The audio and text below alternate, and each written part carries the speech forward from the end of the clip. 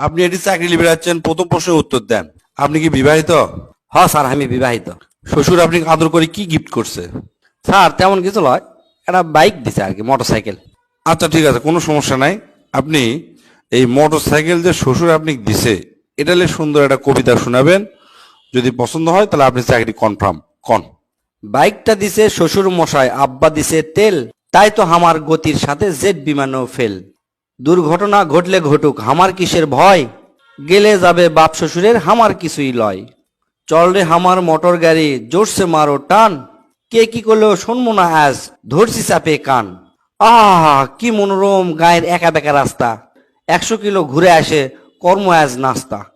এমন গতির তোল মোরে আজ হামার গতি দেখে, থমকে যাবি পথের পথিক, পথ চলা রেখে। গতির চোটত কাঁপিচ্ছে মানুষ, উড়িচ্ছে পথের ধুলা, তিরিং বিরিং করে লাফাচ্ছে পথের ধারের বান্দা ছাগলগুলা। গতি আরো বাড়িয়ে দিলাম, পথটা পেয়ে সরু, হঠাৎ দেখি সামনে আমার বিশাল একটা গরু। ধাক্কা লাগে হুন্ডা হামার, পড়লো গিয়ে খাদে, আমার তখন হুঁশ আসলো না, ফিরছে দুদিন বাদে। দুদিন পরে জ্ঞান ফিরলে চেয়ে দেখি ভাই, আমার সাথে যে 2 পা আসলো সেই 2 পাওয়ার সাথে নাই। সব ঘটনা শোনার পরে চমকে গেল গা, বাইকটা নাকি ঠিকই আছে, আমার গেল পা। আমার শখের বাইকে এখন অন্য মানুষ চড়ে, পা হারিয়ে কান্দি আমি বন্দি হয়ে ঘরে। ঘরে বসে ভাবি